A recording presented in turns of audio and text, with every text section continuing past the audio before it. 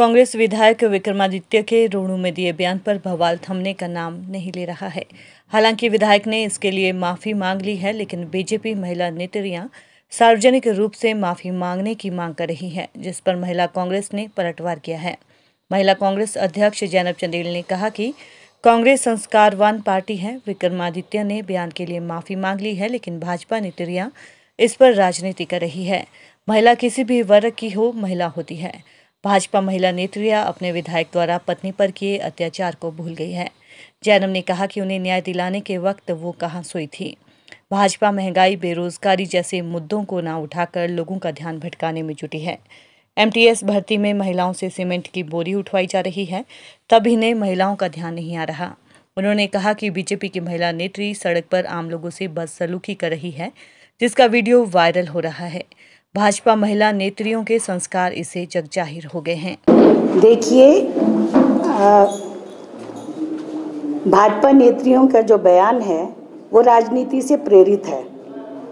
जिस संदर्भ में वो बात कर रही थी, हमारे आदरणीय विधायक जो हैं उन्होंने उस बात पर पहले ही खेद व्यक्त कर लिया और उन्होंने माफ़ी मांगी।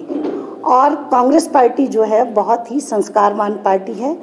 हमारे विधायक जी के भी अपने घर में बहन है, माँ है और बहुत ही संस्कारवान है।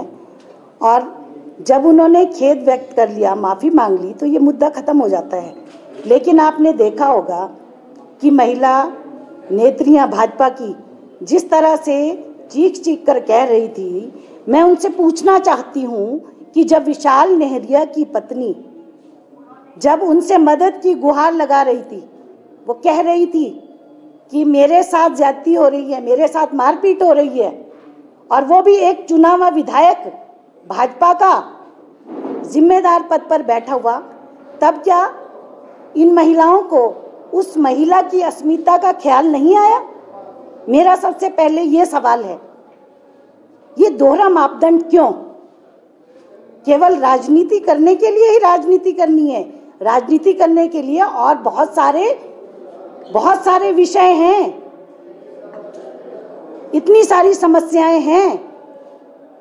लेकिन आपने देखा होगा जब पत्रकारों ने भी उनसे सवाल पूछे तो वो किस तरह से लोकतंत्र के चौथे स्तंभ की आवाज को भी दबाने की कोशिश कर रही थी।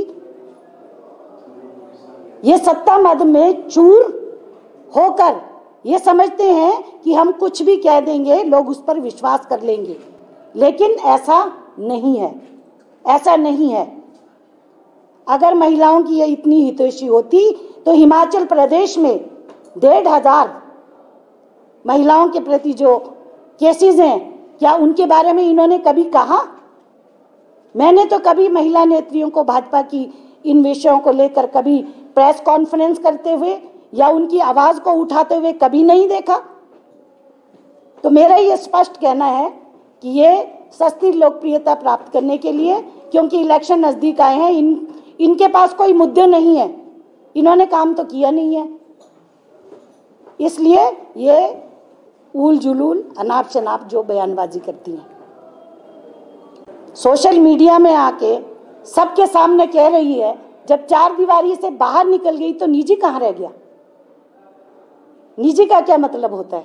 जब वो आकर अपनी आवाज उठा रही है तो फिर कहाँ रह गया? वो तो सार्वजनिक हो गया। तब आपको उनका दर्द, उनका दुख नहीं सुनाई दिया? एक महिला होने के नाते वो एचएस अधिकारी, अगर आप भाजपा राज में एक एचएस अधिकारी सुरक्षित नहीं है तो आम महिलाएं क्या उम्मीद करेंगी? क्यों नहीं अपनी इन्होंने आवाज उठाई? और दूसरी बात, ये लोग कांग्रेस के लोगों को ये संस्कार की बात करते हैं। इनकी एक दूसरी महिला नेत्री का मैंने देखा, एक वीडियो वायरल हुआ, वो किस तरह से सत्ता मद में चूर होकर आम लोगों के साथ उलझ के बात कर रही थी कि मैं तेरे दांत तोड़ दूंगी। आप समझ सकते हैं कि जो भी नेता होगा, चाहे वो कांग्रेस पार्टी के हैं, चाहे भाजपा के या किसी भी पार्टी के नेता हैं, उनको अपनी वाणी पे नियंत्रण होना चाहिए।